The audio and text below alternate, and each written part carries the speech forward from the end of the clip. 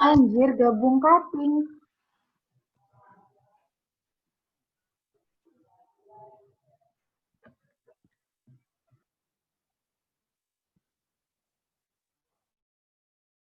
Aduh.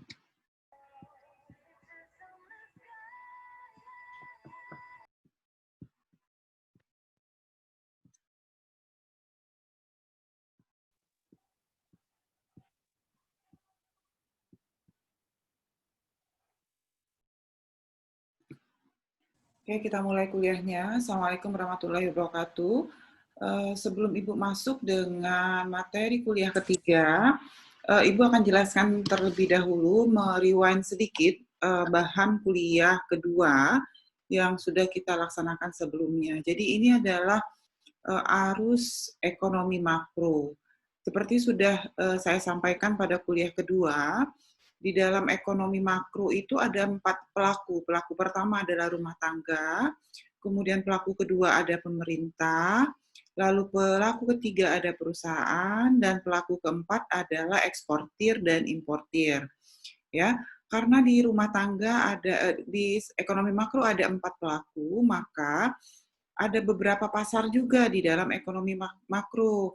Kalau ketika mahasiswa sebelumnya belajar ekonomi mikro, pasar yang dipelajari itu hanya pasar barang. Nah, ini ya, jadi di ekonomi mikro kita mempelajari tentang pasar barang. Jadi bagaimana konsumen melakukan konsumsi, kemudian produsen melakukan penawaran. Konsumen di dalam ekonomi mikro akan memaksimumkan utilitas, sementara produsen atau perusahaan akan memaksimumkan keuntungan atau meminimisasi biaya.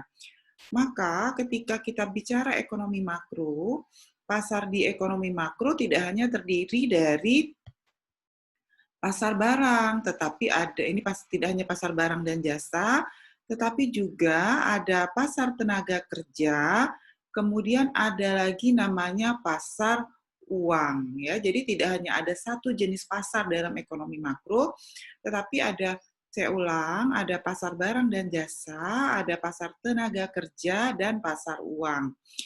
Apa yang diperdagangkan di pasar barang dan jasa? Karena namanya sudah pasar barang dan jasa, maka yang diperdagangkan adalah barang dan jasa yang diproduksi oleh perusahaan. Dibeli oleh siapa? Dibeli oleh konsumen atau rumah tangga. Yang kedua, dalam ekonomi makro ada pasar tenaga kerja. Nah, ini pasti baru buat mahasiswa semua. Kenapa baru? Karena selama ini yang kita tahu pasar tuh ya pasar barang gitu ya. Jadi tempat pasar barang atau situasi di mana konsumen dan produsen bertemu. Tetapi di ekonomi makro ada pasar tenaga kerja. Apa itu pasar tenaga kerja? Apa yang diperdagangkan? Nah, ya, jadi di pasar tenaga kerja yang diperdagangkan dalam tanda kutip ya, karena ada yang menganggap ada beberapa ekonom yang menganggap bahwa tenaga kerja itu bukan barang gitu. Tapi dalam ekonomi makro ada pasar tenaga kerja. Sehingga yang diperdagangkan itu adalah tenaga kerja. Tenaga kerjanya dari mana? Rumah tangga melakukan penawaran tenaga kerja, masuk ke pasar kerja, kemudian perusahaan membutuhkan tenaga kerja sehingga mereka akan melakukan permintaan tenaga kerja ke pasar ke pasar tenaga kerja. Nanti tenaga kerja yang bekerja di perusahaan itu akan mendapat aliran upah. Ya, jadi rumah tangga menawarkan tenaga kerja, nanti mereka mendapat aliran upah. Yang ketiga ada lagi namanya pasar uang. Ya, pasar uang itu apa? Yang pasar uang itu adalah bertemunya antara tabungan. Jadi rumah tangga, sisa pendapatan rumah tangga itu sebagian besar akan digunakan untuk konsumsi pendapatannya. Jadi pendapatan dia kan rumah tangga dapat upah ya.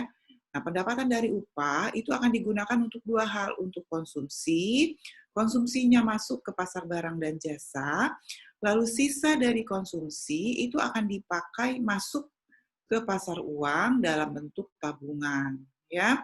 Nah, Kemudian tabungan yang ada di pasar uang, yang kita tabung di bank, biasanya bentuk fisiknya adalah perbankan, pasar uang ini, itu akan diinvestasikan ke perusahaan dalam bentuk investasi. Ya, nanti perusahaan, jadi dialirkan ke perusahaan dalam bentuk investasi, tapi nanti perusahaan dapat uangnya itu dalam bentuk kredit sebetulnya, sehingga nanti akan ada aliran bunga yang masuk ke pasar uang. Ya, itu beberapa hal yang penting ketika kita bicara mengenai arus ekonomi makro.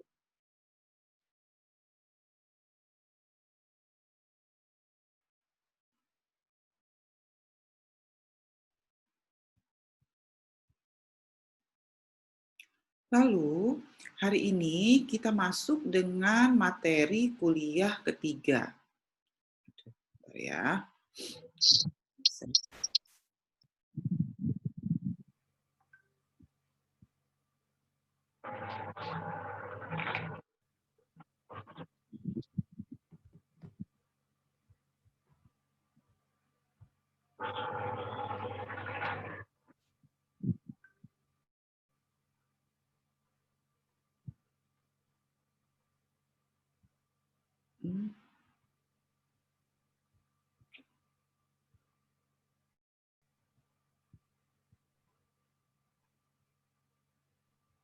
Kayaknya harus ditutup dulu.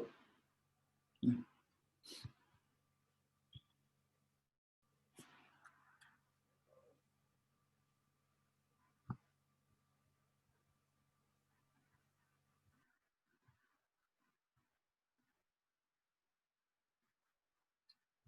Oke, hari ini kita lanjutkan dengan materi kuliah ketiga mengenai penentuan kegiatan ekonomi. Ya, jadi ada 3 teori yang akan kita bahas. Pertama adalah klasik, kemudian Keynes, dan bagaimana pendekatan teori kegiatan ekonomi yang dipakai saat ini. Jadi ini alurnya, jadi kita akan bicara pandangan klasik, lalu pandangannya Keynes, dan pandangan masa kini. Satu yang perlu kita pahami kembali, pada saat kuliah pertama sudah saya sampaikan, apa beda paling jelas antara Keynes dengan klasik. Keynes mengatakan bahwa perekonomian selalu berada dalam kesempatan kerja penuh atau full employment. Artinya, di dalam perekonomian tidak akan ada pengangguran. Ketika ada penawaran barang, pasti ada permintaan barang. Jadi mekanisme pasar menurut aliran Keynes akan bekerja dengan sangat baik. Ya, jadi di dalam aliran Keynes, perekonomian tidak memerlukan campur tangan pemerintah. Lalu kalau pandangan klasik, apa bedanya dengan pandangan klasik? Pandangan klasik muncul ketika teori Keynes runtuh pada tahun 1930-an pada saat terjadi revolusi besar-besaran, revolusi industri besar-besaran di Amerika Serikat yang menyebabkan teori Keynes ini menjadi tidak bisa dipakai. Teori klasik menjadi tidak bisa dipakai. Sehingga muncullah teori Keynes yang mengatakan bahwa perekonomian itu tidak bisa berjalan kalau tidak ada campur tangan pemerintah. Tidak mungkin mekanisme pasar berjalan sendiri tanpa campur tangan pemerintah. Dan tidak ada kondisi full employment menurut teori Keynes. Ya. Nanti kita lihat bagaimana pandangan masa kini. Bisa didengar suara Ibu? Bisa, Bu. Bisa, Bu. Seperti ini juga saya ulang dari kuliah pertama kita. Kuliah pertama itu sudah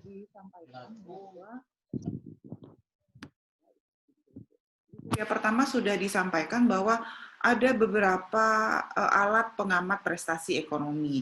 Tapi di kuliah pertama tidak disampaikan bahwa ini adalah alat pengamatan, tapi persoalan yang sering muncul dalam perekonomian. Ya, jadi misal pada saat kuliah pertama ada empat persoalan dalam ekonomi. Nah, 4 persoalan ekonomi itu akan menjadi alat pengamat dalam prestasi kegiatan ekonomi juga gitu. Jadi kalau dia jadi masalah, maka ekonominya menjadi tidak berprestasi ya. Apa yang pertama? Yang pertama adalah pertumbuhan ekonomi nasional. Biasanya pertumbuhan ekonomi itu dihitung dari pendapatan nasional atau pendapatan per kapita. Di kuliah pertama kita sudah mempelajari bagaimana cara menghitung pendapatan nasional. Kuliah kedua kita sudah menghitung bagaimana cara menghitung pendapatan nasional. Di kuliah pertama kita sudah mempelajari bagaimana menghitung pertumbuhan ekonomi, ya. Jadi ketika ekonomi kita tumbuh, maka semua sektor itu juga akan bertumbuh. Seperti itu. Nah, Indonesia sudah sering Ibu sampaikan dalam 3 kuartal kemarin, kuartal kedua itu mengalami pertumbuhan negatif 5,3.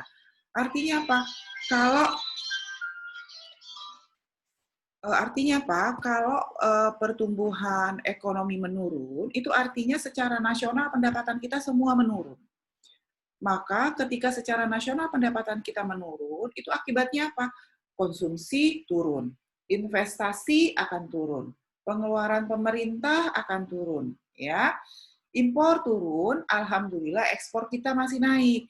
Tapi ekspor kita naik ini sebetulnya naiknya dari ekspor sektor pertanian. Nah, kalau seandainya 3 kuartal ke depan, Agustus, September, Oktober kita masih juga negatif, maka mohon maaf,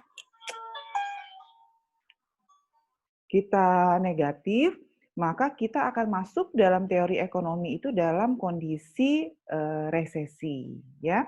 Itu yang pertama. Yang kedua, apalagi persoalan ekonomi? Persoalan yang kedua adalah penggunaan tenaga kerja dan pengangguran.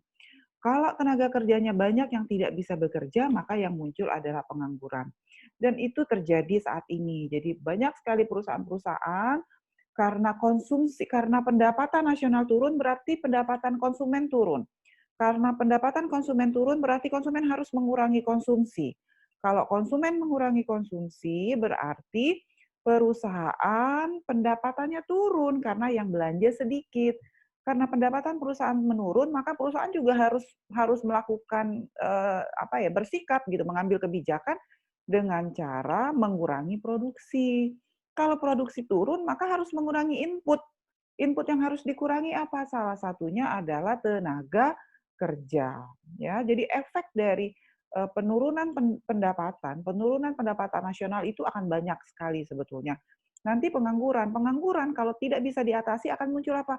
Akan muncul masalah sosial, kemudian kerentanan keamanan, bahkan bisa mengarah ke politik kalau pemerintah tidak hati-hati mengelola perekonomian ke depan, ya. Yang ketiga masalahnya apa? Inflasi, ya. Jadi inflasi itu adalah, saya yakin semua sudah tahu, peningkatan harga. Lalu apa lagi? Neraca perdagangan dan neraca pembayaran, ya. Untuk neraca perdagangan itu artinya bagaimana transaksi kita dalam ekspor dan impor dengan luar negeri. Jadi saat ini sebetulnya transaksi perdagangan kita masih positif karena ekspor pertaniannya masih positif, sebetulnya seperti itu, ya. Kemudian kestabilan nilai mata uang, ya. Alhamdulillah, walaupun sekarang kita resesi, nilai mata uang kita tidak terlalu tetap mengalami fluktuasi, tapi fluktuasinya tidak terlalu banyak dibandingkan dengan ketika terjadi krisis moneter tahun 1997 dan 1998. Ketika terjadi krisis moneter tahun 97-98, itu kurs rupiah itu awalnya hanya 3.000. Ya, awalnya hanya 3.000. Karena krisis selama 2 tahun itu kurs rupiah itu melemah sampai dengan 15.000 waktu itu. Jadi apa sih maksudnya? Dulu beli $1 di awal 97, beli $1 itu hanya 3.000 rupiah. Ya, karena krisis moneter, beli uang $1 itu harganya 15.000. Jadi banyak sekali gitu kenaikan ininya sangat tidak stabil. Jadi rupiah itu sangat lemah waktu itu. Nah, sekarang sebetulnya rupiah itu juga mengalami fluktuasi, tetapi levelnya setelah berapa tahun nih? 97, 2007, 2000, setelah 20 tahun lebih, fluktuasinya masih sekitar 14 sampai 15.000. Jadi tetap berfluktuasi tapi tidak sampai perubahan yang sangat drastis. Kalau dulu kan dari 3.000 menjadi 15.000. Lalu kita mulai dengan penjelasan mengenai bagaimana pandangan ahli ekonomi. Yang pertama yang akan saya sampaikan adalah pandangan ahli ekonomi klasik ya. Pandangan ini didasarkan kepada keyakinan seperti yang sudah saya sampaikan di awal bahwa perekonomian tidak akan terdapat kekurangan permintaan. Nah, itu yang diyakini oleh pandangannya klasik. Jadi ada satu ahli ekonomi klasik, kalau pertama kali teori klasik itu diperkenalkan oleh Adam Smith, tetapi ada juga ahli ekonomi klasik namanya Jean Baptiste Say, 1767 sampai 1832, hukumnya disebut dengan Say law, jadi hukum Say gitu ya. Karena namanya Say, dia mengatakan bahwa supply creates its own demand. Artinya apa? Kalau perusahaan menawarkan barang, barang itu pasti ada yang minta. Jadi penawaran pasti akan bisa meng-create sendiri permintaannya. Nah, tadi karena klasik meyakini bahwa mekanisme pasar itu bisa terjadi sendiri. Seperti itu. Silakan kalau ada yang mau tanya. Tidak ada. Kalau tidak ada, Ibu lanjutkan dengan corak kegiatan ekonomi subsistem dan modern. Ya, ada dua corak kegiatan ekonomi, ada subsistem, yang kedua ada modern. Apa bedanya? Kalau dia masih subsistem, maka hanya terdiri dari dua sektor, yaitu perusahaan dan rumah tangga. Rumah tangga tadi mendapat apa? Tadi kan saya sampaikan bahwa rumah tangga itu sebetulnya menyediakan tenaga kerja, menyediakan kalau dalam bentuk tabungan, mereka akan menyediakan dana untuk investasi perusahaan. Kemudian kalau mereka punya gedung, gedungnya bisa disewakan untuk perusahaan, sehingga nanti perusahaan itu akan ada aliran pendapatan atas faktor produksi ke rumah tangga. Jadi yang bekerja dapat gaji, yang rumahnya disewa untuk perusahaan dapat yang gedungnya disewa untuk perusahaan dapat gedung. Sebentar ya, Ibu angkat telepon Pak Yamin sebentar ya.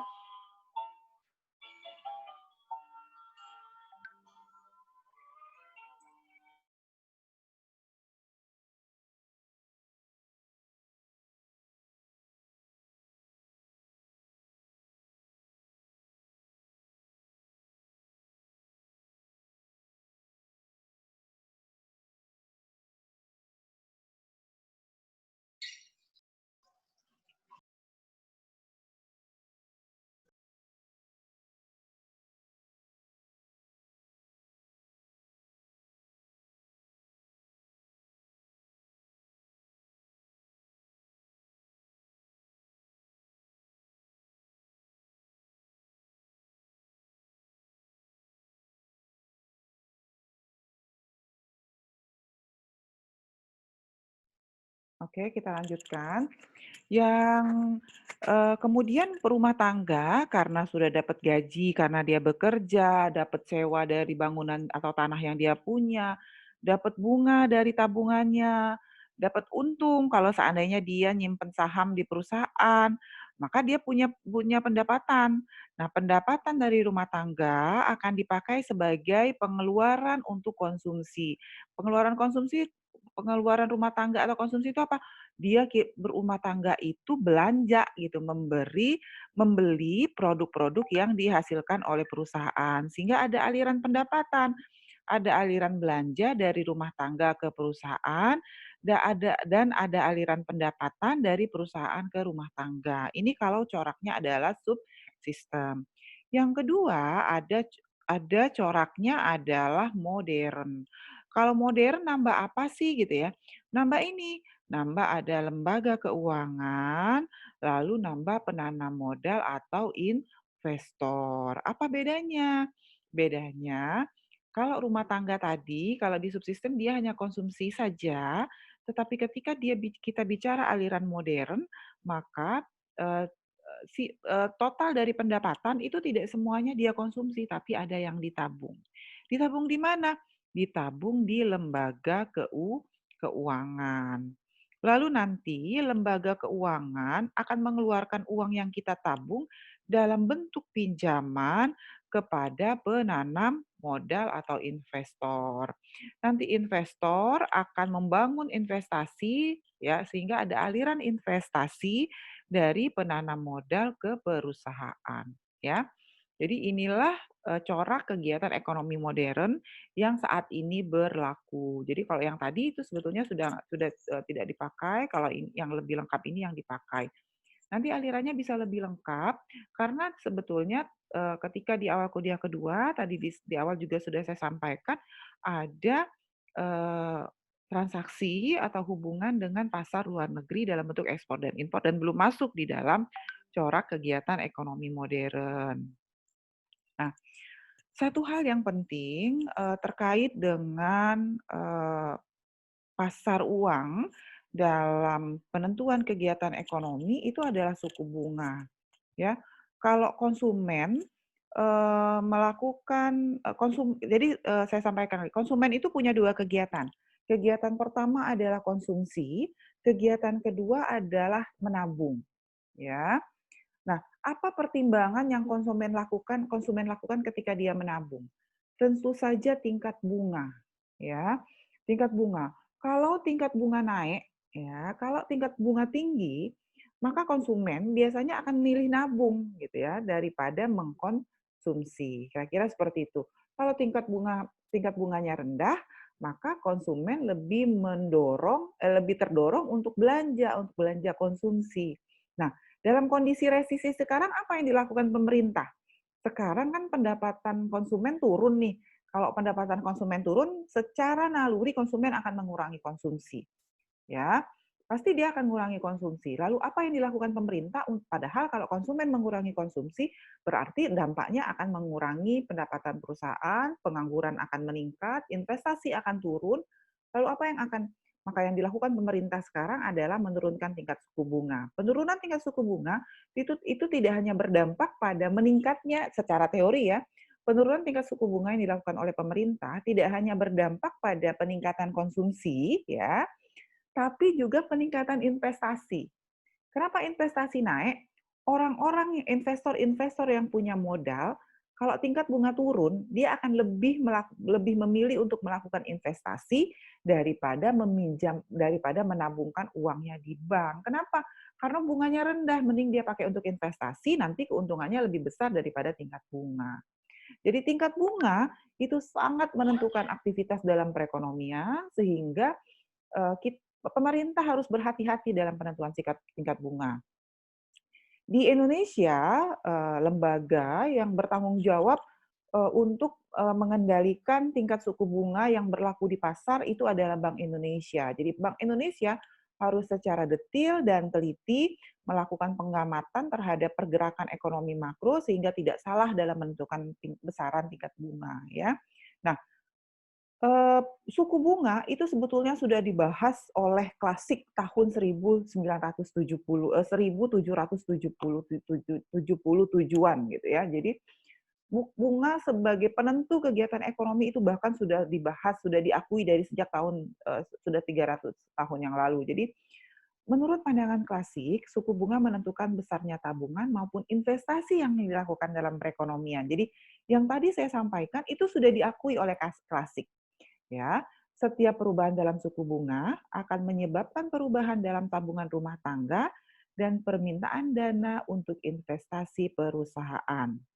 Ya, perubahan tersebut berlangsung sampai dengan jumlah tabungan sama dengan jumlah investasi tercapai. Jadi, kalau selama ini kita bicara pasar barang, di pasar barang kan ada supply dan demand ya. Supply demand di pasar barang itu yang diperdagangkan adalah komoditi barang atau jasa. Nah, kalau suku bunga itu kita adanya di pasar uang. Di pasar uang itu ada juga supply dan demand-nya. Tetapi yang ketemu antara supply dan demand itu adalah supply-nya adalah tabungan. Kenapa supply-nya tabungan? Karena rumah tangga menyuplai uang, memberikan uang dalam bentuk tabungan. Maka supply-nya adalah uang. Ini adalah penentu tabungan. Jadi semakin tinggi menurut klasik, nah saya sampaikan kembali, menurut klasik karena Keynes nanti akan punya pandangan yang berbeda tentang pasar uang. Menurut klasik ya, semakin tinggi tingkat suku bunga, maka semakin banyak tabungan yang akan dilakukan masyarakat. Artinya kita rumah tangga kalau tingkat suku bunga tinggi, saya sebagai konsumen akan milih nabung daripada saya konsumsi, kira-kira seperti itu. Ya, jadi kurva ini sudutnya positif, persis sama dengan kurva supply di pasar barang. Ya, kalau di kurva supply di pasar barang ini adalah harga barang. Tapi kalau di pasar uang, ya, yang ini absisnya ini, yang vertikalnya ini adalah suku bunga dan ini adalah tabungan atau nanti ada investasi, ya. Jadi menurut klasik suku bunga itu terbentuk karena pertemuan antara saving dan investasi. Ini menurut klasik, nanti akan berbeda menurut Keynes. Nah, jadi equilibriumnya di mana? Nah, ini kurva investasinya tadi. Nah, ini tadi kurva tabungan, ini kurva investasi. Equilibrium pertama itu ada di sini. Nah, di sini. Ketika saving sama dengan investasi. Kalau tingkat suku bunga naik, bagaimana? Kalau tingkat suku bunga naik, maka investasinya naik, geser ke sini. Nah, ini kalau ada kenaikan investasi, maka kurva investasinya geser ke kanan. Maka akan ada equilibrium baru. Equilibrium baru atau keseimbangan baru itu terjadi ketika saving sama dengan investasi. Ya. Nah, ini kalau Ibu maaf Bu, ya silakan ada yang ada yang minta ACC Bu. Oke, sebentar ya. Ya, makasih Bu. Ya.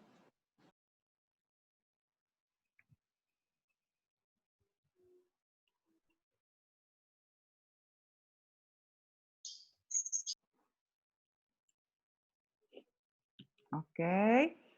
Admit. Ibu lanjut bisa? Lanjut ya. Nah, sehingga ini tadi pasar uang ya, ini pasar uang. Transaksi di pasar uang itu akan dipengaruhi oleh tabungan yang dari rumah tangga serta investasi yang dilakukan oleh penanam modal. Ya, kira-kira seperti itu. Jadi posisi transaksinya tuh ada di sini kalau pasar uang. Kalau pasar barang transaksinya ada di mana? Di sini nih kira-kira kalau pasar barang. Ya. Nah, lalu pasar tenaga kerja. Nah, di ekonomi klasik, satu yang perlu kita pahami kan dia selalu full employment. Artinya perekonomian terjadi pada kesempatan kerja penuh. Atau dengan kata lain, tidak ada pengangguran tidak ada pengangguran dalam perekonomian. Ya, apabila terjadi pengangguran, mekanisme pasar akan menciptakan penyesuaian di dalam pasar tenaga kerja sehingga pengangguran dapat dihapuskan. Dan apabila terjadi pengangguran, para penganggur akan bersedia bekerja pada tingkat upah yang lebih rendah dari yang berlaku di pasar. Ya, seperti itu. Jadi ada berbagai hal atau ada beberapa hal yang terjadi di pasar kerja, tetapi menurut ekonomi klasik itu semua akan bisa melakukan automatic adjustment, kira-kira seperti itu. Itu yang disampaikan oleh teorinya klasik, ya. Bisa diikuti sampai sini? Bisa, Bu. Saya, oke. Nah, sekarang ini adalah kalau yang tadi Ibu ulang, ini adalah kurva di pasar uang. Kalau kurva di pasar barang, supply dan demand sudah tidak Ibu jelaskan lagi karena kita sudah belajar satu semester ekonomi mikro ya. Jadi kita tidak lagi belajar supply dan demand di pasar barang. Nah, ini adalah supply demand di pasar uang. Nah, tadi ada satu pasar lagi namanya pasar tenaga kerja. Sama di pasar tenaga kerja juga ada supply dan demand. Lihat yang kanan saja. Di pasar tenaga kerja juga ada supply dan demand. Supply-nya mana? Ini adalah supply of labor. SL ini adalah supply tenaga kerja. Supply tenaga kerja ini dihasilkan oleh rumah tangga. Jadi rumah tangga kan yang menawarkan tenaga kerja. Kemudian ini adalah permintaan tenaga kerja, demand of labor. Sama kayak, jadi kurva supply demand-nya semua sama. Pasar uang punya supply demand, pasar barang punya supply demand, pasar tenaga kerja juga punya supply dan demand. Ya, oke. Tadi Klasik mengatakan kalau misalnya ada banyak kayak sekarang nih kan ada banyak nih yang mau bekerja. Apa yang terjadi? Kalau sekarang kan mekanisme pasar kita tidak bekerja sendiri karena teori klasik kan sudah tidak fully berlaku gitu ya. Maka sekarang sebelumnya lihat ini Ibu ulang, ini adalah supply of labor yang pertama, equilibrium 0 ya. Apa yang terjadi di equilibrium 0? Di equilibrium 0 ini yang terjadi yang bekerja itu N0. Upahnya sebesar W0. Bisa ikutin sampai sini? Tidak ada pengangguran di sini, di equilibrium ini. Kenapa? Karena yang mau bekerja sama dengan yang diminta oleh perusahaan. Jadi di sini yang mau bekerja sama dengan yang mau diminta, jadi tidak ada pengangguran. Lalu apa yang terjadi? Misalnya yang mau bekerja naik. Awalnya yang mau bekerja N0, terus naik jadi N1. Apa yang terjadi di pasar kerja? Maka kurva supply-nya geser ke kanan. Ya, jadi menurut Klasik begitu ada yang mau kerjanya banyak, kurva supply-nya geser ke kanan, upahnya turun, tercipta equilibrium baru. Di equilibrium baru ada pengangguran nggak? Nggak ada. Di equilibrium baru tidak ada pengangguran, tapi upahnya lebih rendah. Seperti itu yang disampaikan Klasik. Ada yang mau bertanya? Silahkan.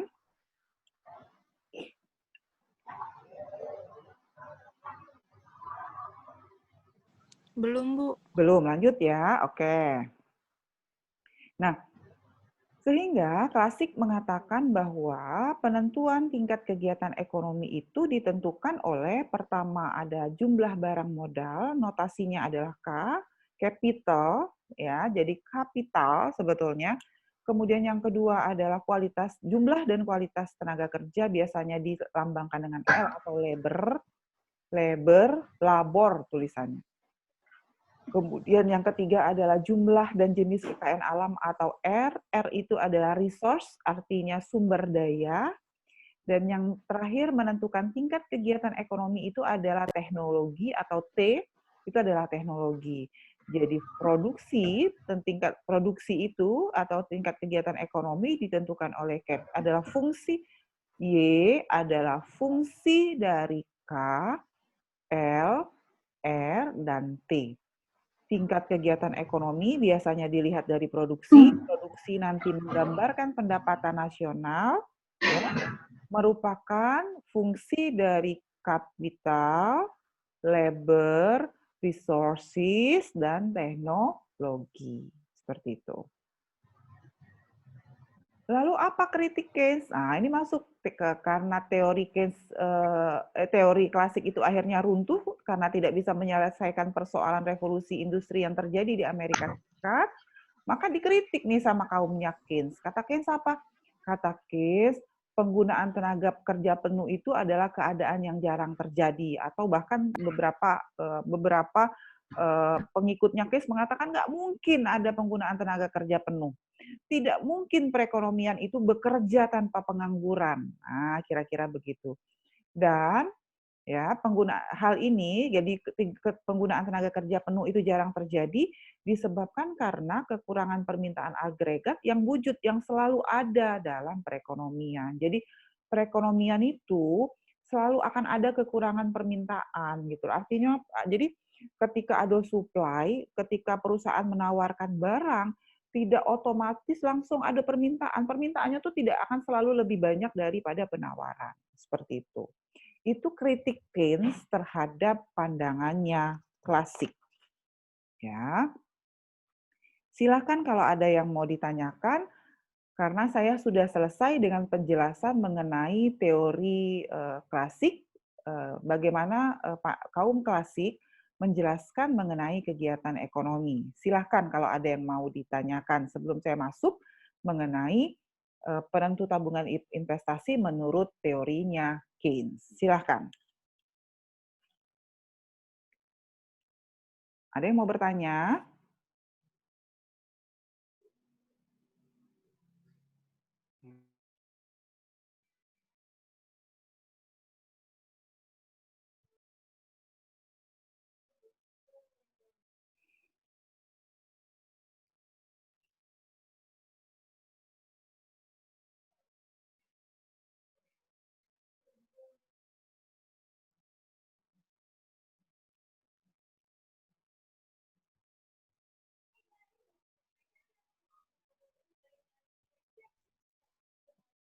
Ada yang mau ditanyakan? Tidak ada, Ibu lanjut. Lanjut ya. Ya, Bu. Ya, oke. Iya, Bu. Ibu ulang kembali sebelum Ibu masuk ke teori Keynes. Menurut teorinya klasik, tabungan dan suku bunga itu dibentuk oleh tabungan dan investasi. Jadi tabungan dan investasi akan menentukan suku bunga. Itu menurut klasik ya. Sekarang kita lihat bagaimana tabungan dan investasi itu menurut Keynes. Penentu tabungan. Menurut Keynes, besarnya tabungan yang dilakukan oleh rumah tangga bukan tergantung dari tinggi rendahnya suku bunga. Ya, hal tersebut terutama tergantung pada besar kecilnya tingkat pendapatan rumah tangga. Nah, jadi beda ya.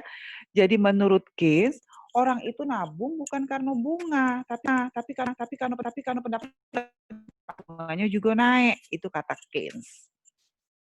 Ya, beda ya, jelas kan bedanya ya. Tadi saya sampaikan kalau kita nabung, itu penentunya adalah suku bunga. Oke, yang kedua, investasi. Di samping Keynes mengakui bahwa suku bunga adalah penentu investasi, tetapi ada faktor lain yang menentukan investasi apa? Ada faktor lain yaitu keadaan ekonomi masa kini, ramalan perkembangan masa depan serta perkembangan teknologi. Ya, jadi Ibu ulang, yang pertama, kalau klasik mengatakan bahwa yang menentukan tabungan adalah suku bunga, Keynes tidak mengatakan bahwa yang menentukan tabungan adalah suku bunga. Kata Keynes, yang menentukan orang nabung itu adalah tingkat pendapatan rumah tangganya. Ya. Yang kedua, mengenai investasi, klasik mengatakan investasi juga dipengaruhi oleh suku bunga. Keynes mengatakan ya, investasi ditentukan oleh suku bunga, tetapi tidak hanya suku bunga, ada yang lain yang menentukan. Apa itu? Keadaan ekonomi masa kini, ramalan masa depan, serta perkembangan teknologi. Nah, yang sangat membedakan itu yang tabungan. Dia akan berdampak ke kurvanya. Nah, ini adalah penentu tabungan menurut Keynes. Kalau tadi, ya, ketika kita bicara tingkat suku bunga, maka suku bunga di pasar uang saving akan ketemu dengan investasi, nanti dapatnya R, kan gitu ya. Nah, kalau Keynes tidak, karena tabungan menurut Keynes tidak ditentukan oleh suku bunga, tapi ditentukan oleh pendapatan, maka Keynes menggambar hubungan antara tabungan dengan pendapatan nasional. Nah, ini dia kurvanya. Ini nih kurvanya. Ini kurvanya ya. Pertama pendapatannya di Y0, tabungannya 0. Nah, ini saving, ini pendapatan. Ini kurva saving. Ketika pendapatannya Y0, sebesar Y0, orang nggak nabung, tabungannya 0. Ketika pendapatannya Y1, nah ketika pendapatannya Y1, nabungnya sebesar S1. Ketika YF, Y full employment, maka nabungnya sebesar SF. Ya, kalau pendapatannya 0, nabungnya berapa? Nah, ini kan kalau di 0 ini pendapatannya 0 kan berarti ya. Kalau pendapatannya 0, dia nggak nabung. Kalau pendapatannya 0, justru dia akan memakai tabungan sebesar ini. Jadi pendapatan 0, savingnya, tabungannya akan terpakai sebesar ini. Nah, itulah yang disampaikan. Tingkat pendapatan rendah mengakibatkan tabungan kecil karena tabungan masa lalu menggunakan untuk membiayai hidupnya. Tapi sebaliknya, kalau dia pendapatan tinggi, maka tabungan masyarakatnya juga akan besar. Bisa diikuti beda antara bagaimana tabungan di teorinya klasik dan bagaimana tabungan di teorinya Keynes. Bisa? Bisa, Bu. Bisa, Oke, Bu. Jadi beda ya. sangat berbeda kan kurvanya ya. Oke. Nah, ini adalah penentuan suku bunga. Tadi klasik mengatakan bahwa suku bunga itu dibentuk oleh suku bunga dibentuk oleh saving dan investasi. Betul ya? Masih ingat nggak tadi? Masih ingat nggak? Saving, Satria Aldi Prayoga. Satria, coba aktifkan speakernya, Ibu mau tanya.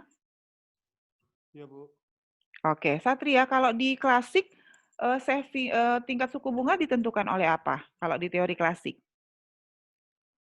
Teori suku bunga, Bu. Ya, kalau di klasik kalau di pandangan klasik suku bunga ditentukan oleh apa?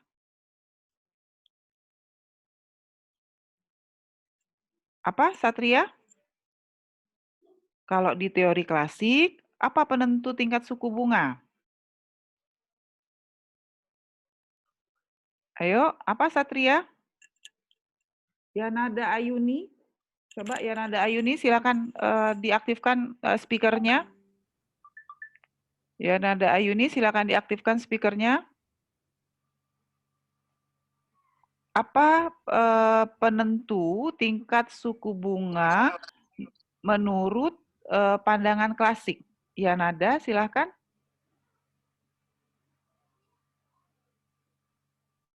Nah, berarti banyak yang nggak nyimak kuliahnya. Ibu udah ngoceh-ngoceh. Oke, Klameta Alicia. Silahkan, Klameta, apa penentu tingkat suku bunga menurut pandangannya klasik? Klameta, silahkan diaktifkan speakernya.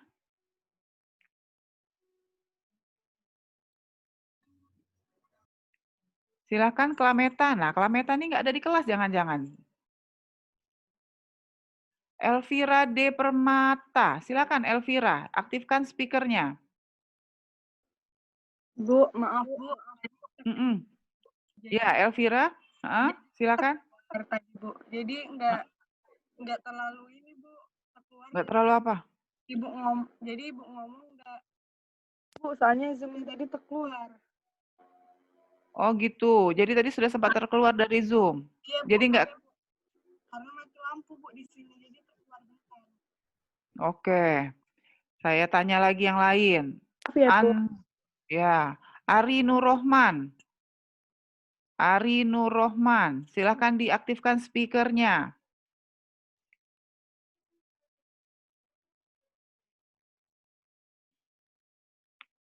Ari Nur Rohman. Ari Nur Rohman, silakan diaktifkan speakernya.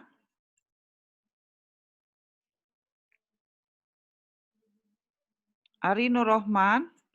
Nah, berarti tidak ada di kelas. Arini Rova. Arini, silakan diaktifkan speakernya. Arini. Saving dan investasi, Bu. Oke, betul. Saving dan investasi. Alhamdulillah masih ada yang menyimak. Oke, jadi yang menentukan, menurut teorinya, menurut pandangannya klasik, terima kasih Arini, yang menentukan saving dan investasi itu adalah yang menentukan tingkat suku bunga adalah saving dan investasi. Ya, jadi pasar uang menurut teori klasik dibentuk oleh saving dan investasi. Tetapi, nah ini lihat yang ini. Ini adalah pasar uang yang ada di pandangannya Keynes, ya. Jadi Keynes mengatakan bahwa suku bunga atau pasar uang sendiri itu dibentuk oleh money supply. MS ini adalah money supply dan money demand. Jadi tingkat suku bunga menurut pandangan Keynes ditentukan oleh permintaan dan penawaran uang. Ya, sehingga tingkat suku bunga itu dibentuk ketika MS sama MD ketemu. Ya, gitu. Jadi ketika money supply dengan money demand-nya ketemu. Nah, kalau seandainya money supply-nya nambah jadi misalnya Bank Indonesia menambah yang yang berfungsi yang bertugas di Indonesia ya, di Indonesia yang bertugas menambah money supply ini adalah Bank Indonesia. Misalnya makanya dia kurvanya lurus karena dia tidak bereaksi terhadap suku bunga. Jadi money supply ini sebetulnya dia tidak bereaksi terhadap suku bunga. Berapapun suku bunganya, kurvanya lurus, berapapun suku bunga, dia akan sama saja seperti itu. Karena dikendalikan oleh satu lembaga. Jadi hanya bisa ditambah ke kanan atau dikurangi ke kiri. Kita tidak mungkin mengurangi peredaran uang, tetapi yang mungkin adalah menambah peredaran uang. Tapi yang bereaksi terhadap jadi sebetulnya yang menentukan tingkat suku bunga itu adalah money demand, permintaan uang. Nah, jadi permintaan uang itu dibuat oleh siapa? Oleh perusahaan, oleh importir, eksportir, oleh siapa lagi? Oleh rumah tangga. Nah, makin lihat ya, ini kurva permintaan uang negatif sudutnya. Makin tinggi permintaan, makin tinggi tingkat suku bunga.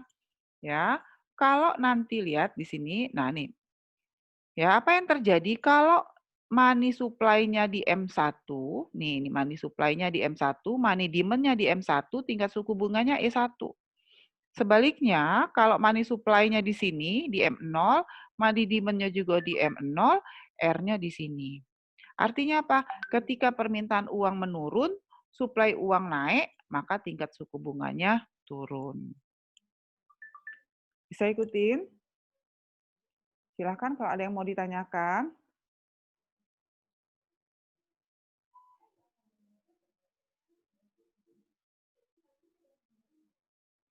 Ya, kemudian penentuan kegiatan ekonomi menurut pandangannya Keynes.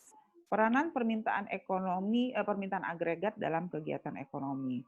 Pada hakikatnya, analisis ini berpendapat bahwa tingkat kegiatan ekonomi ditentukan oleh besarnya permintaan efektif, yaitu permintaan yang disertai oleh kemampuan untuk membayar barang dan jasa yang diminta, yang wujud itu maksudnya yang ada dalam perekonomian. Jadi kegiatan ekonomi itu ditentukan oleh permintaan barang dan jasanya. Apa penentu permintaan itu, belanja barang itu? Ada konsumsi rumah tangga, ada investasi, ada pengeluaran pemerintah, dan ekspor ke pasar dunia.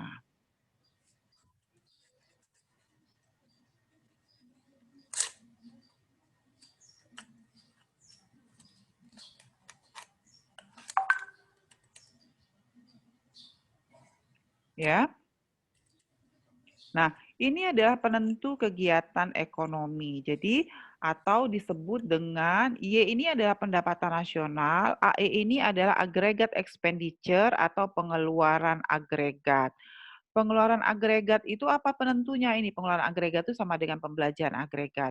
Apa? Konsumsi rumah tangga, investasi dari penanam modal, lalu ada pengeluaran pemerintah, dan ada ekspor ke pasaran dunia. Jadi, tadi kan kita punya, mungkin Ibu buka Word dulu. Kita kan punya Y. Y itu adalah pendapatan nasional. Jadi yang didapat ya. Kemudian ada AE. AE itu adalah pengeluaran agregat. Nah, pengeluaran agregat itu komponennya apa? Tadi komponen pertamanya adalah C. C itu adalah konsumsi. Ditambah apa? Ditambah dengan I. I itu adalah investasi. Ditambah dengan apa lagi? Ditambah dengan G. G itu adalah agregat expenditure, pengeluaran pemerintah, government expenditure, dan ditambah dengan net ekspor. Net ekspor itu apa? X dikurang M, atau kalau mau adalah X dikurang M, net ekspor. Nah, itulah komponennya. Ini pendapatan, ini pengeluaran atau belanja atau konsumsi. Kita tentu berharap pendapatan nasional sama dengan agregat expenditure. Artinya pendapatan kita sama dengan belanja. Pendapatan kita sama dengan pendapatan kita sama dengan pengeluaran, dengan belanja kita. Tentu kita berharap ideal yang seperti ini. Tapi kondisi di mana Y selalu sama dengan AE itu jarang terjadi. Nah, kurva yang ini tadi, nah kurva ini ya, ini kurva yang sudut ini ada 45 derajat, ini yang tipis garisnya itu adalah kondisi di mana Y pendapatan nasional sama dengan agregat expenditure atau kondisi di mana pendapatan nasional sama dengan belanja kita. Pendapatan nasional sama dengan pengeluaran agregat. Ya, jadi kondisi yang ini kenapa dia 45 derajat? Dia persis membagi kurva itu harus 45 derajat. Kenapa? Karena ini pendapatan nasional, ini pengeluaran. Kalau dia pas di tengah, berarti di titik ini, di titik D, maka Y-nya sama dengan AE. Seperti itu. Ya, itu kondisi ideal. Jadi yang tipis ini adalah kondisi ideal di mana Y sama dengan AE. Tetapi atau ini adalah sebesar Y-nya. Nah, tetapi pada aktualnya pengeluaran agregatnya sebesar AE. Nah, ini sebesar yang AE ini. Ya, ini yang idealnya kita maunya pendapatan sama dengan AE, tapi yang terjadi itu AE-nya di sini, pendapatannya di sini. Nah, apa yang bisa kita baca dari dua kurva ini? Nah, ini kurva yang aktual pengeluarannya. Apa yang kita bisa baca? Oh, ternyata ini kondisi titik di sini E ini adalah kondisi di mana Y sama dengan AE atau pendapatan nasional sama dengan pengeluaran atau sama dengan belanja. Ya. Nah, apa yang terjadi pada kondisi sebelum AE? Coba lihat. Ini adalah pengeluarannya. Pengeluarannya lebih tinggi daripada pendapatan. Berarti di kondisi yang awal ini AE lebih besar dari Y. Ya. Tapi setelah equilibrium E ini, setelah titik E, apa yang terjadi? Justru yang terjadi adalah pendapatan lebih besar daripada pengeluaran. Ya, Ibu ulang lagi. Ibu balik lagi ke sini biar paham. Sebuah negara pasti punya pendapatan nasional. Ya, jadi sama kayak rumah tangga punya pendapatan. Pendapatan ini pasti akan dipakai untuk pengeluaran. Kalau rumah tangga punya pendapatan pasti akan dipakai untuk konsumsi, gitu. Kira-kira gitu. Maka negara juga akan melakukan konsumsi. Konsumsinya itu namanya pengeluaran agregat atau ya agregat expenditure. Nah, itu ya. Makanya disingkat jadi AE. Nah, kalau kita konsumsinya apa sih? Kalau rumah tangga konsumsinya hanya barang dan jasa ya kalau rumah tangga. Atau di sini dihitung konsumsi rumah tangga itu C. Tapi kan kalau makro dia tidak hanya bicara rumah tangga kan, pelakunya tadi ada perusahaan, ada pemerintah, ada pasar luar negeri, semua melakukan pembelanjaan. Maka pengeluaran agregatnya adalah C. C itu adalah konsumsi rumah tangga ditambah investasi dari investor, ditambah G itu adalah government expenditure atau pengeluaran pemerintah, ditambah dengan ekspor dikurang impor. Itulah agregat expenditure kita. Ya, harapannya Y sama dengan AE, ini berarti dia seimbang antara pendapatan dengan pengeluaran. Nah, kurva ini menggambarkan bagaimana hubungan antara Y dan AE. Yang sumbu tegak vertikal itu adalah pengeluaran, sumbu horizontal ini adalah pendapatan, ya. Maka apa yang terjadi? Ini adalah 45 derajat, ini 45 derajat. Ya. Kenapa dibagi persis 45 derajat? Karena ketika dia persis dibagi 45 derajat, maka secara teori Y-nya akan sama dengan AE. Pendapatan akan sama dengan agregat expenditure. Tapi tadi saya sampaikan, kita jarang menemui kondisi ekonomi yang pendapatan nasionalnya persis sama dengan pengeluaran. Maka ini kurva aktual pengeluarannya. Apa yang terjadi? Kalau yang garis yang tipis ini adalah pendapatan, sementara yang tebal ini adalah pengeluaran, maka pada kondisi sebelum E, kalau E ini kan sama ya pendapatan sama pengeluaran. Kalau pada kondisi sebelum E, maka itu pengeluarannya lebih tinggi dari pendapatan, berarti defisit negara itu. Tapi apa yang terjadi setelah E? Kalau yang terjadi setelah E, itu pendapatan nasionalnya lebih tinggi daripada agregat expenditure. Pendapatannya lebih tinggi dari pengeluaran, artinya negara itu pendapatannya surplus. Lihat, di sini kan pendapatan nasionalnya, atau kalau saya ambil titik C saja, pendapatannya di C, di sini 600, ya, pendapat ininya, tapi agregat expenditure-nya kira-kira kalau kita tarik di D ini ya kira-kira mungkin sekitar 500 lebih. Jadi ada selisih pendapatannya lebih tinggi daripada pengeluaran. Oke. Silakan kalau ada yang mau ditanyakan sebelum saya masuk dengan pendekatan terkini dalam penentuan kegiatan ekonomi. Silakan.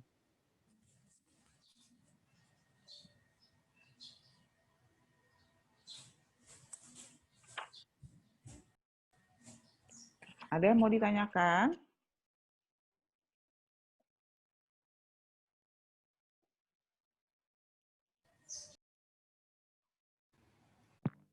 Bu, untuk Ya. yang grafik tadi itu dalam rentang tahun berapa? Tahun sekitar 1 tahun atau per 3 bulan, Bu? Untuk yang Oke. surplus atau defisit?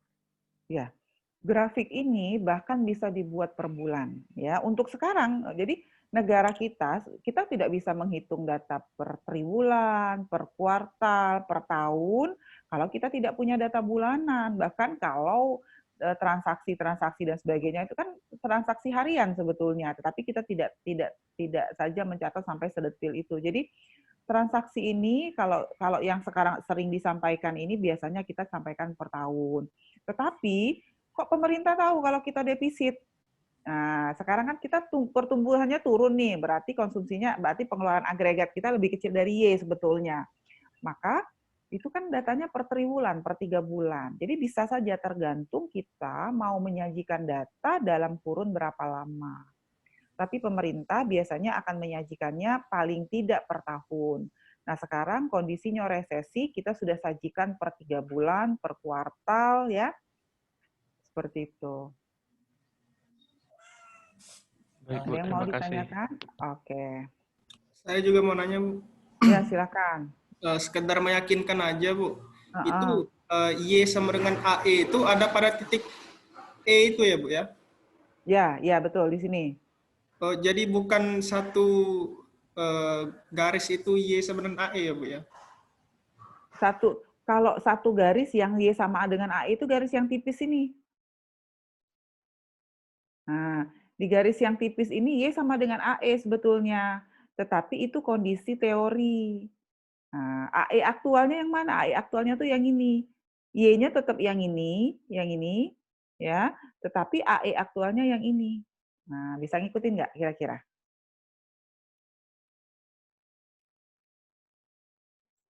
Rifki Iya, Bu. ya tadi yang tanya. Ya, Iya, Bu. Bisa ngikutin Garis Rifki ya? garis yang tipis itu pendapatan nasional tadi, Bu, kan? Ya,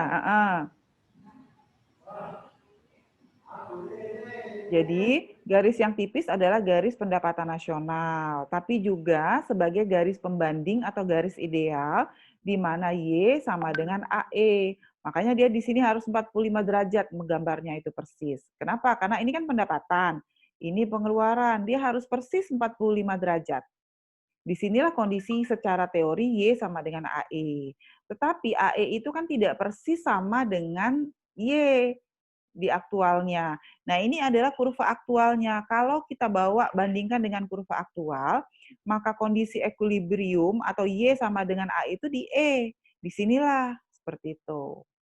Jadi kalau sudah ada garis ini, kalau sudah ada garis aktual AE, maka garis tipis ini tidak lagi Y sama dengan AE, tapi hanya garis Y saja jadinya kita baca. Oke, Bu. Baik, Bu. Oke, lanjut ya. Ada lagi yang mau bertanya? Silahkan. Ada yang ngantri? Nggak ada. Nah, kita masuk dengan pendekatan terkini dalam penentuan kegiatan ekonomi. Jadi, perkembangan analisis ekonomi itu, teori ekonomi makro itu sudah berkembang sangat luar biasa, gitu ya. Jadi, kalau mahasiswa di Fakultas Ekonomi, biasanya mereka ada satu mata kuliah khusus gitu yang bicara tentang sejarah pemikiran ekonomi gitu ya. Dalam sejarah pemikiran ekonomi kita baru belajar 2 saja gitu, itu 2 dan sudah lama sekali sebetulnya yang saya sampaikan aliran klasik dan alirannya Keynes tadi. Setelahnya ada lagi ada golongan monetaris atau monetarisme, ada golongan ekspektasi rasional atau rational expectation, kemudian ada ekonomi segi penawaran, dan ada golongan Keynesian baru. Jadi ada banyak sekali gitu yang disampaikan di buku Sadono, hanya 4 ini, jadi saya hanya bahas 4 ini saja ya. Apa yang mereka sampaikan, golongan monetaris atau sering dibaca dengan monetarism, ya. Kalau di kita gitu ya, ekonom yang kalau menurut saya tampaknya menganut golongan monetarism itu adalah Menteri Ibu Sri Mulyani. Beliau itu sangat monetarism sebetulnya. Jadi sistem pasar bebas cukup efisien dalam mengatur kegiatan ekonomi pada kesempatan kerja penuh, kemudian menunjukkan peranan penawaran uang dalam menentukan tingkat suku bunga, dan perubahan-perubahan penawaran uang sangat penting artinya dalam mempengaruhi tingkat ekonomi dan tingkat harga. Jadi dia bergerak, orang-orang monetarism itu bergerak mengatur ekonomi itu lebih fokus pada kebijakan-kebijakan moneter. Yang diatur adalah tingkat suku bunga, suplai uang, kemudian mendorong konsumsi supaya permintaan uang meningkat, seperti itu. Itu golongan monetarism. Ya, jadi lebih banyak bergerak dengan cara mengelola pasar uang, seperti itu. Itu golongan monetarism. Jadi nanti di belakang kita akan mempelajari bahwa kebijakan ekonomi akan ada 2. Ada kebijakan moneter, ada kebijakan fiskal. Kebijakan moneter itu terkait dengan monetarism, yaitu kebijakan yang ada di pasar uang. Kalau kebijakan fiskal itu adalah kebijakan-kebijakan misalnya pajak, subsidi, kemudian transfer payment. Nah ya, saya satu lagi saya sampaikan, banyak sekali yang bertanya di forum itu mengenai transfer payment. Supaya kalau di bukunya itu disebut dengan perpindahan, oke, sebentar ya, Ibu buka dulu. Pembayaran pindahan. Nah, jadi banyak yang bertanya karena di dalam perhitungan itu kan ada pembayaran pindahan. Jadi pembayaran pindahan itu bahasa Inggrisnya sebetulnya transfer payment ya. Jadi transfer payment. Jadi ekonomi itu lebih sibuk yang dengan TP ya, transfer payment. Apa itu transfer payment? Transfer payment itu pendapatan yang diperoleh tanpa harus menggunakan sumber daya. Jadi kan selama ini kita pahami bahwa kalau kita mau dapat pendapatan, kita harus bekerja, harus menggunakan sumber daya. Nah, transfer payment itu adalah pendapatan yang kita peroleh tanpa harus bekerja. Contohnya apa? Contohnya kalau orang pensiun dapat dana pensiun, tidak bekerja dapat dana pensiun, itu transfer payment.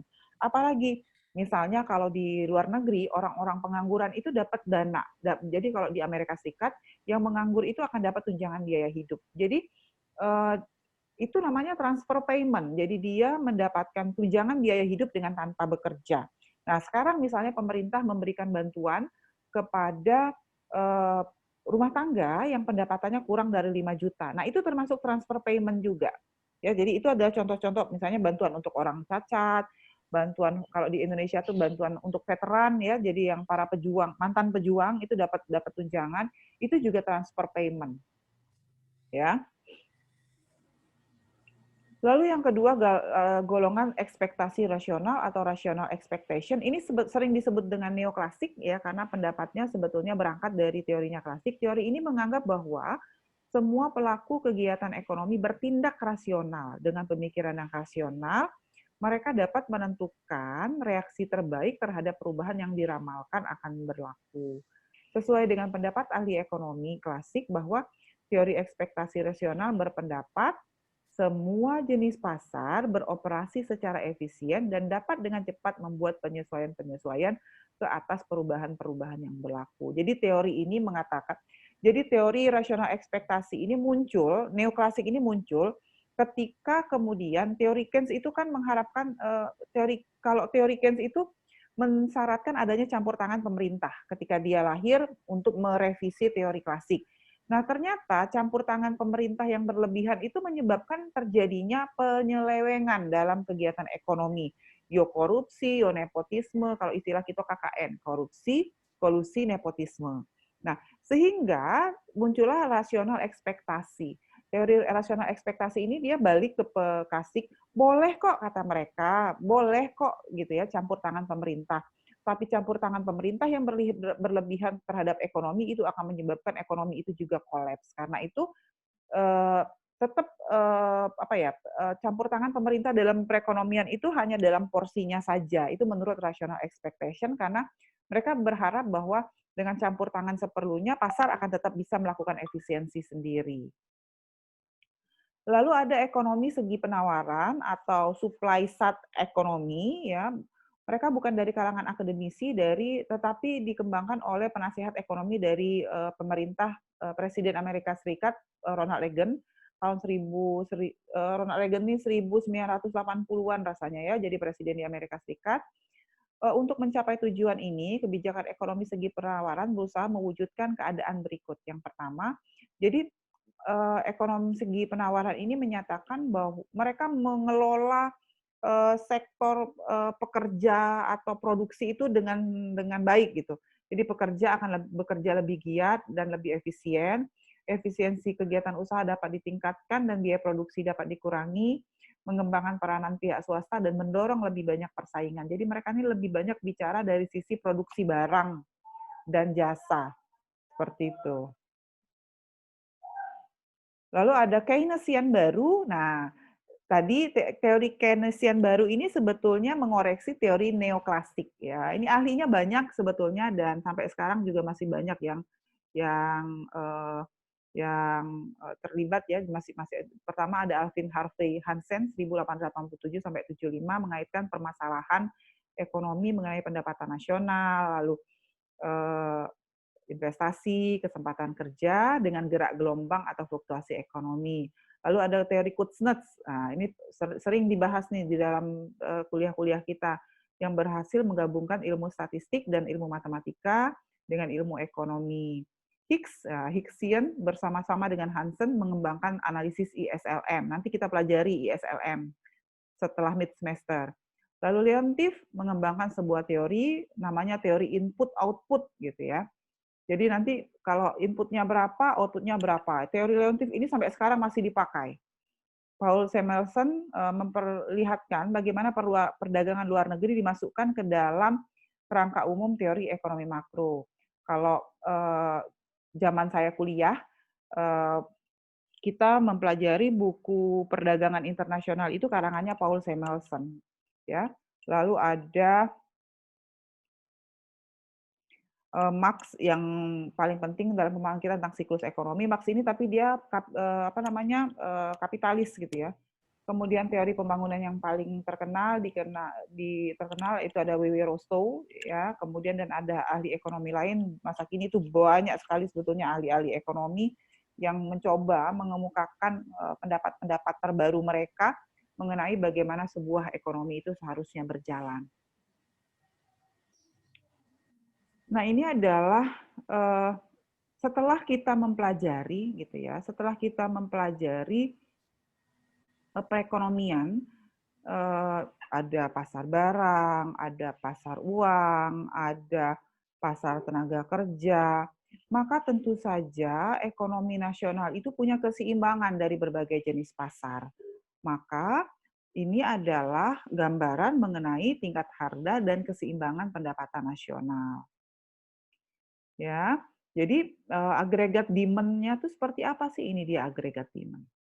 Agregat demand-nya sama kurvanya, sama seperti kurva demand. Yang sumbu Y-nya apa? Sumbu Y-nya pendapatan nasional, sumbu P-nya adalah harga. Kemudian ada kurva ini terbalik ya, ini kurva penawaran, agregat supply, mohon maaf. Penawaran agregat. Ya, maka ini adalah kurva penawaran agregat itu ada dua, ada SRAS. SRAS ini adalah short run aggregate supply, sama dengan kurva supply di pasar barang dalam ekonomi mikro, tetapi ada long run aggregate supply. Ya, apa bedanya kalau sudah long run maka kurva agregat supply-nya pendapatan nasionalnya itu akan lurus. Dia tidak akan lagi bereaksi terhadap harga karena pada saat YF ini adalah pendapatan nasional dalam kondisi full employment pendapatan nasionalnya artinya pendapatannya setinggi itulah, tidak bisa lebih tinggi lagi karena semua yang bekerja sudah bekerja. Nah, tapi kalau short run dia masih bisa naik, masih bisa turun.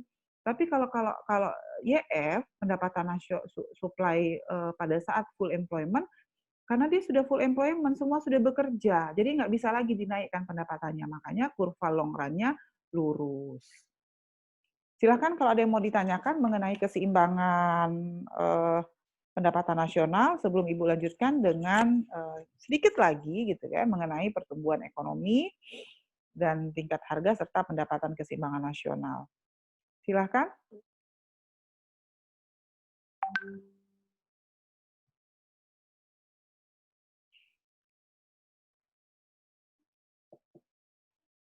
Kalau tidak ada, Ibu lanjut ya. Saya lanjutkan. Ibu ulang lagi sebelum Ibu lanjutkan.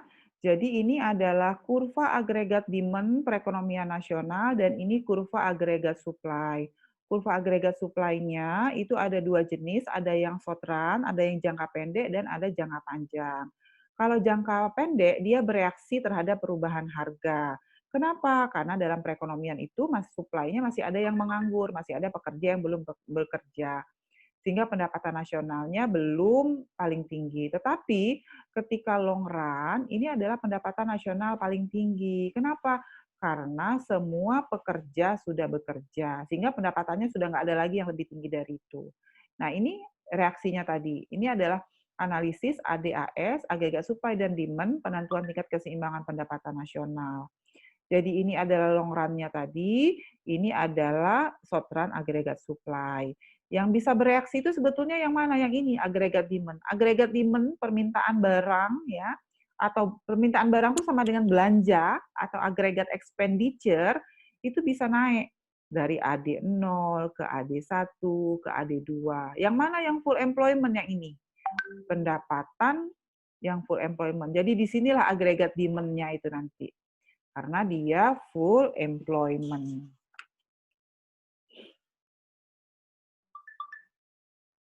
Nah, ini pertumbuhan ekonomi. Ya, agregat supply-nya juga kalau agregat demand-nya geser bisa ke AD0, AD1, AD2. Kemudian ini agregat supply-nya awalnya di sini agregat supply lalu geser ke agregat supply agregat ini short run agregat supply 1. Ya. Nah, pertumbuhan ekonomi itu yang mana? Kalau kita bicara fungsi produksi, N ini adalah jumlah orang yang bekerja, ini adalah produksi, maka pertumbuhan ekonomi itu adalah perpindahan dari Y0 ke Y1. Itulah pertumbuhan ekonomi. Biasanya terjadi karena salah satunya perkembangan teknologi. Jadi dampak dari pertumbuhan teknologi itu bisa mendorong terjadinya pertumbuhan ekonomi. Silakan kalau ada yang ingin ditanyakan. Ada yang mau ditanyakan, silakan.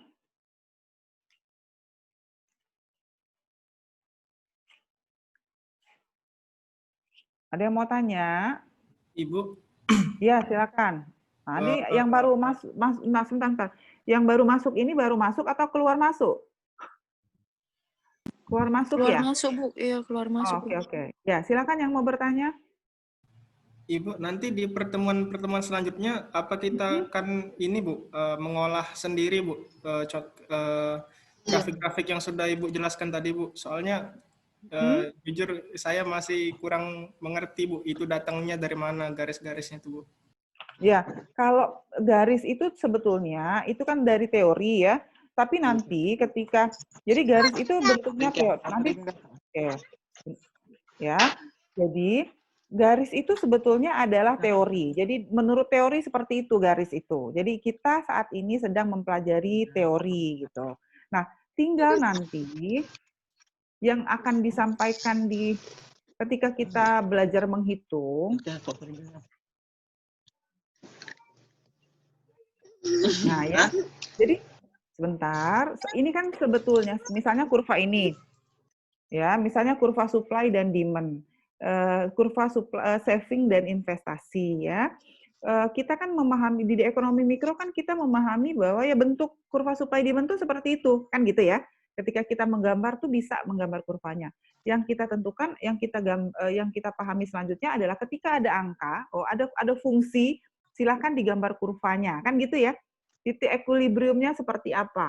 Masih ingat nggak waktu di ekonomi mikro? Oh iya. Ya Bu, Ya kan?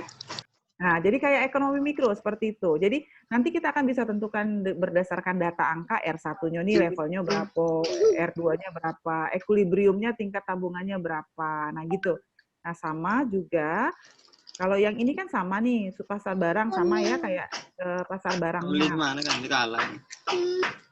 Oke. Nah, ini nanti ini juga sama NN1 N2. Oke, mohon speakernya dimatikan dulu. Oke. Speakernya tolong. Oke ya, jadi di sini nanti akan ada data misalnya fungsi, kan kalau di ekonomi mikro fungsi permintaan sekian, silakan digambar fungsinya. Nanti akan dapat kan di N1-nya berapa, N2-nya berapa. Tapi bedanya kalau di ekonomi mikro kita hanya bicara tentang pasar barang, jadi yang kita bicarakan tuh barang, tetapi di makro tuh kita bisa bicara saving, bisa bicara investasi, bisa bicara kesempatan kerja sama upah seperti itu. Ya.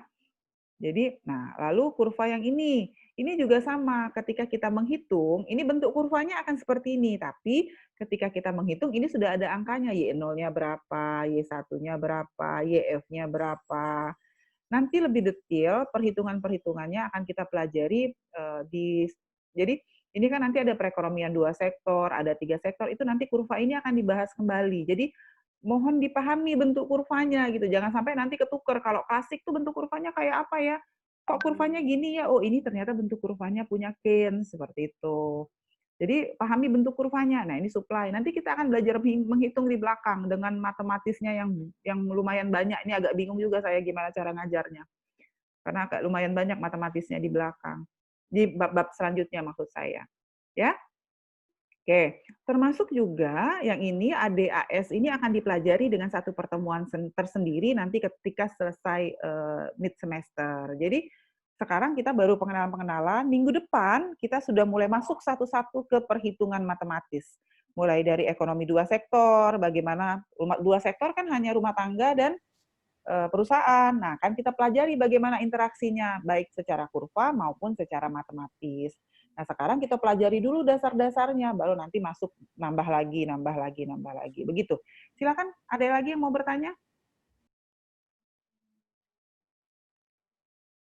Ada yang mau bertanya lagi?